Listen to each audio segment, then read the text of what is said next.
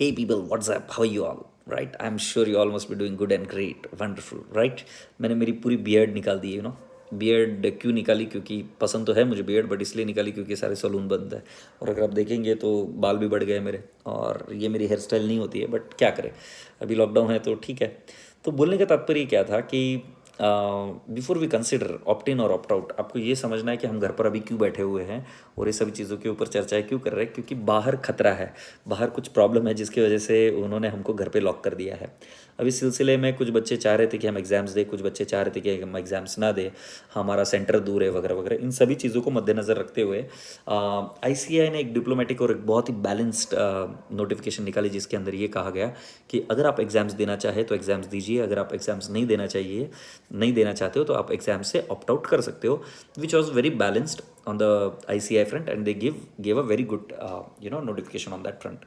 But अब question बच्चों के दिमाग में ये चल रहा है कि अगले 3 दिन के बाद में सर मुझे ऑप्ट इन करना है कि ऑप्ट आउट करना है, मुझे बताइए मैं क्या करूँ। तो मैं आपको छोटी सी स्टोरीज के एंगल से ये चीज़ समझाने की कोशिश करूँगा। बाल गंगाधर तिलक ने जब ये डिसाइड किया था कि उनको भारत की फ्रीडम स्ट्रगल में हिस्सा लेना है, तब उन्होंने पहला काम जो ये किया वो अपनी हेल्थ पर काम किया। He made is health right, very good, so that he can be part of any agitation और any things which he was supposed to do. He can take part in all those things, and he can do it only when he is healthy. So you need to understand one thing, कि आपको ये decision लेने के पहले flow chart में rule number 1 है, are you healthy? If you are not healthy, out of the question, I will say don't go out. तो आपको पहले अपनी इम्यूनिटी देखनी पड़ेगी, आप कितने ज़्यादा स्ट्रांग हो, आप मेंटली कितने ज़्यादा स्ट्रांग हो, क्योंकि एग्जाम्स नहीं बोला तो भी it is gonna create a lot of stress. This ICI exams are not gonna be easy because it is कोविड-19, they are gonna be the way they are always usual, right? जैसे एग्जाम्स होते वैसे ही होंगे। और उस केस में अगर मान लो आपको कोई चीज़ याद नहीं आ रही है, अगर आप कोई चीज़ भूल गए, कर गए, ऐसा कुछ भी होता है, और आप सेंसिटिव पर्सन हो रहा है, अगर आपको उसके दिक्कत होती है, you can't eat food and all dam stuff. क्योंकि जब मैं एग्जाम दिया करता था तो मैं खाना आना नहीं खा पाता था एग्जाम्स के पीरियड में। तो उस केस में अगर आपकी इम्यूनिटी डाउन हो रही है तो देन आई टेल कि don't take any sort of this kind of decisions where your immunity will go down. देखो, मेडिकल मिसकैलकुलेशन हम बहुत जल्दी कर लेते हैं और बहुत फास्ट कर लेते हैं, क्या होगा, मुझे तो होगा नहीं, ऐसा नहीं है, ऐसा नहीं। It can happen to anyone. जैसे मेरे केस में तो मैं बता दूं कि मेडिकल मिसकैलकुलेशन की बहुत बड़ी कीमत चुकानी पड़ती है, राइट? मैं ठीक है, आज आई एम वेरी हैप्पी और मैं उन सभी चीज़ों को ओवरकम कर पाया। बट मैं आपको बताऊं कि जब 2 साल का था, मैंने कल के भी वीडियो में डाला था और आज मुझे लग रहा है कि दोबारा ये बतानी पड़ेगी चीज़, कि जब 2 साल का था तब कोई एक इंजेक्शन मुझे दिया गया by doctor, and it was a medical miscalculation, और उसकी वजह से मैं आपको बताऊं कि मुझे मेरे लेग में प्रॉब्लम हो गई, and that problem is going to stay with me until I am dead. बोलने का तात्पर्य क्या है? बिल्कुल भी मेडिकल मिसकैलकुलेशन मत करिए कि मुझे कुछ नहीं होगा। अगर आप हेल्दी नहीं हो तो बिंदास्त होकर बिल्कुल आपने ये ऑप्ट आउट करना ही चाहिए एग्जाम्स में। फिर भले कोई भी चीज़ हो, उन परिस्थितियों से लड़ा जा सकता है, बट अगर हेल्थ में कोई प्रॉब्लम हो जाती है, so that is something which will not be worthwhile. ठीक है ना? तो फ्लो चार्ट को अगर ध्यान से समझे तो first flow chart, are you healthy? If you say yes, thumbs up, I am healthy and I can take care of the stress, then you should go down and understand the next part of the flow chart. The next part of the flow chart, I would tell you that you need to become aware about all the worst come worst case scenarios. क्योंकि worst कम worst case scenarios में क्या होगा कि ऐसा हो सकता है कि शायद जो एग्ज़ाम आज प्रपोज की जा रही है वो शायद एग्ज़ाम हो ही ना। क्यों एग्ज़ाम नहीं हो? क्योंकि आईसीआई ने हालांकि ऑप्शन ज़रूर दिए कि जुलाई में वो सेंटर्स का जायज़ा लेंगे और जो जो सेंटर्स में एग्ज़ाम्स हो सकती है वहाँ पर एग्ज़ाम्स कंडक्ट कराएंगे, जहाँ पर नहीं होगी वहाँ पर नहीं होगा। बट अगर आप आपके एंगल से देखें तो आज के तारीख में आज की न्यूज़ है कि चेन्नई में लॉकडाउन घोषित कर दिया गया, कोई भी पूर्व सूचना नहीं थी। All of sudden it came up that कि नहीं, चेन्नई इज़ बिंग लॉकडाउन। अब जाहिर सी बात है कि 30 जून तक ये लॉकडाउन है। 30 जून के बाद में अगर हम देखेंगे तो आपको क्या लगता है, मॉल्स, स्कूल्स, कम्युनिटी सेंटर्स और ये कॉलेजेस वगैरह ये तुरंत ओपन किए जाएंगे या स्ट्रैगर्ड बैनर में ओपन किए जाएंगे? तो स्ट्रैगर्ड बैनर में ओपन किए जाएंगे, धीरे धीरे धीरे धीरे ओपन किए जाएंगे। तो उस केस में तब भी एग्जाम्स होंगे या नहीं होंगे, we are not very sure. So there would be lot of anxiety and there would be lot of problem. और आईसीआई ने क्लियर कहा है कि अगर आप ऑप्ट इन या ऑप्ट आउट ये डिसीजन लेते हो, एक बार ये डिसीजन लेने के बाद में ये फाइनल होगा। तो जब भी आप ये डिसीजन लो तो पूरी की पूरी तरीके से वर्स्ट केस सिनेरियो को विजुअलाइज करके डिसीजन लेना। ठीक है? अब अगर मान लेते हैं कि इसमें सर और कोई चीज़ों का ध्यान रखना है क्या मुझे ऑप्ट इन या ऑप्ट आउट करने के लिए, तो yes, there is only one place where you should be little more cautious, In fact, I'll say two places where I think you should be more cautious when you're taking the decision of opt in and opt out. तो अगर मान लेते हैं कि आपका कोई exemption है और एग्जाम्शन के 3 अटेम्प्ट तक आप कैरी फॉरवर्ड कर सकते हो उसे, right. So in this particular scenario I will tell you that कि if you have already studied well और आपको लगता है कि आप इस बार श्योर शॉट पास हो जाएंगे, in only that scenario opt in, otherwise you have to opt out, क्योंकि अननेसेसरली आपका एक अटेम्प्ट उसमें काउंट हो जाएगा, एग्जाम्शन उसमें आपको बेनिफिट नहीं मिलेगा.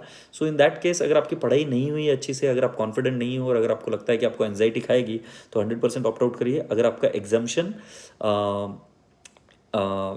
कंज्यूम हो रहा है तो it you should get all the benefit. तो एग्जाम्शन वाले स्टूडेंट्स ने क्या करना, जिन बच्चों के पास एग्जाम्शन है उन स्टूडेंट ने तभी ऑप्ट इन करना जब वो श्योर है कि वो इस अटेम्प्ट में 110% पास हो जाएंगे या पास होने की गुंजाइश बहुत ज़्यादा है. अब उन बच्चों की बात करते हैं जिन बच्चों ने बाकी के बच्चे जो बाकी क्राइटेरिया में बैठते हैं, जिनका एग्जामिशन का कोई लफड़ा नहीं, उन बच्चों को मैं कहता हूँ कि ऑप्शन 1 तो मैंने आपको बताया था कि स्टेज 1 में कि आप अपनी हेल्थ को देखिए और उसके बेसिस पर निर्णय लीजिए.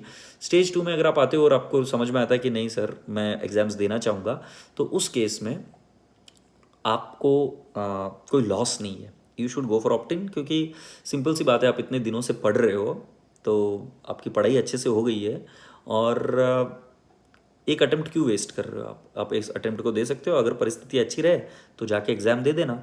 अगर मान लेते कि परिस्थिति अच्छी नहीं है तो आप एग्ज़ाम को स्किप कर देना, राइट. इस केस में मैक्सिमम नुकसान आपका कितना हो रहा है, तो मैक्सिमम नुकसान होगा आपका एग्जाम फीस का. अटेम्प्ट कितने लग रहे हैं मुझे नहीं लगता है कि इस सिनारियो में उतना मायने रखता है. तो मैं आपसे ये कहूँगा कि आप ऑप्ट इन कर रखिए. परिस्थितियाँ नॉर्मल होती है तो आपकी पढ़ाई हो चुकी है तो आप जाकर एग्जाम्स आराम से दे सकते हो. पास हो गए तो that would be really really the good thing which you wanted to have it in your life. This is what you expected and that's the reason you wanted to give you exams.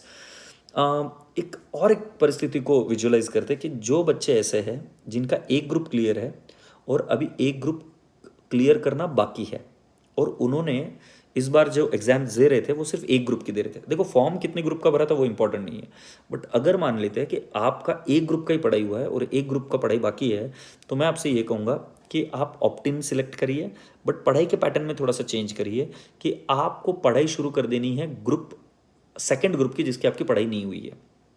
क्यों? क्योंकि देखिए अभी तक जो आप पढ़ रहे थे उसमें एक ग्रुप की तो पढ़ाई हो गई, अभी आप दूसरे ग्रुप की पढ़ाई शुरू कर दीजिए. कब तक?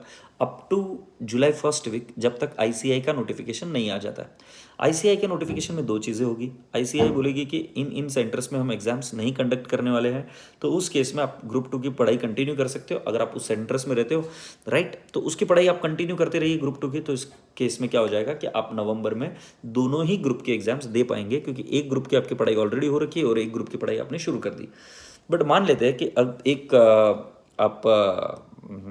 आपकी एग्ज़ाम्स होंगी मान लेते हैं जुलाई अगस्त में, तो उस केस में जुलाई फर्स्ट वीक से आप वापस से उसी ग्रुप की पढ़ाई शुरू कर सकते हो जो ग्रुप आप पढ़ रहे थे, और उसके एग्ज़ाम्स आराम से जाकर दे दो. बहुत सारे बच्चों का मुझे मैसेज आया कि सर हम बहुत ज़्यादा बोर हो गए पढ़ाई कर करके.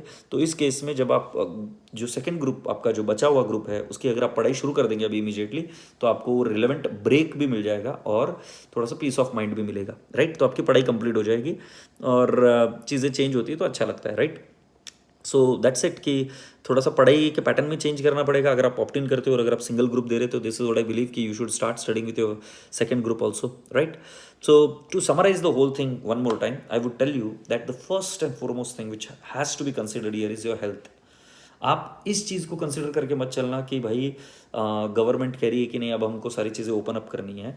गवर्नमेंट की जो ये नीतियाँ है वो कोई अलग एंगल से बनाई जाती है, वो आपको मद्देनज़र रखते हुए नहीं नीतियाँ बनाई जाती है, वो एक ग्रॉस इंडिया को मद्देनज़र रखते हुए नीतियाँ बनाई जाती है. आपको अगर आपके बारे में सोचना है तो पहला प्रायोरिटी है हेल्थ. अगर आपकी इम्यूनिटी अच्छी नहीं है तो मैं ये कहूँगा कि पहले इम्यूनिटी पर काम करिए. और जो बच्चे श्योर शॉट एग्जाम भी देने वाले हैं उन्होंने अगले 1-1.5 महीने तक, जब तक कि उनके एग्जाम्स नहीं हो जाते, you have to eat healthy and you have to take care of your health really properly. थोड़ा बहुत एक्सरसाइज कीजिए, मेडिटेशन कीजिए, जिससे आप तंदुरुस्त रहे एग्जाम में जाने के पहले. क्योंकि अभी तो ये भी देखने में मिल रहा है हमारे महाराष्ट्र में कि कई बार मेडिकल फैसिलिटी भी आपको मिल नहीं पाती वेरी इजीली. तो इस वजह से हेल्थ का बहुत ज़्यादा ध्यान रखना है. ध्यान रहे precaution is better than cure. I repeat, precaution is better than cure. तो ऐसी कोई भी चीज़ें परिस्थितियाँ खड़ी मत करिए जिससे आपको तकलीफ होगी। तो अगर आपकी हेल्थ इम्यूनिटी अच्छी है तो then think about giving the exams. तो उस केस में ऑप्ट आउट मत करिए, आप ऑप्ट इन ही रखिए, क्योंकि अगर एग्जाम्स होते हैं तो आपकी प्रिपरेशन ऑलरेडी हो चुकी है, go and give the exams. अगर मान लेते एग्जाम्स नहीं होते तो भी आप उसी स्थिति में रहते हो जो ऑप्ट आउट की स्थिति में रह रहे थे। अगर एग्जाम्स होते और अगर आपके पास होने की गुंजाइश बनती है तो you will may be come out with the flying marks, agreed. But वापस से रिपीट कर रहा हूं मैं, ऑप्ट इन उसी केस में करना अगर आपकी इम्यूनिटी, आपकी हेल्थ अच्छी है।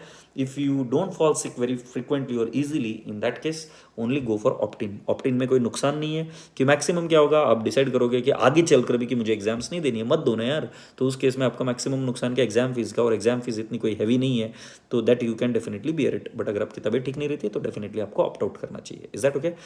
अब कल एक वीडियो ज़रूर डालूंगा जिसमें कोशिश करूंगा कि अगर आपकी पढ़ाई नहीं हो रही है तो किस तरीके से पढ़ाई करना है, किस तरीके से अगर आपको गेम्स खेलने की आदत लग गई तो उसमें से कैसे बाहर निकलना है, इन सभी चीज़ों पर चर्चा करेंगे, ठीक है।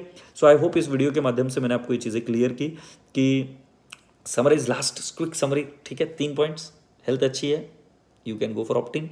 एग्जाम्शन है, पढ़ाई नहीं हुई है सर, तो don't go for opt in, opt out, क्योंकि उस केस में अननेसेसरली आप एग्जाम्शन का एक अटेम्प्ट कंज्यूम कर लेंगे। थर्ड पार्ट, अगर मान लेते हैं कि आप ऑप्ट इन कर रहे हैं, right, in other case you can go for opt in, but remember अगर आपको सही नहीं लग रहा है तो उस केस में एग्जाम हॉल में मत जाइए, और उस केस में ऑटोमेटिकली आपका नेक्स्ट अटेम्प्ट ही आने वाला है, वो दे दीजिए।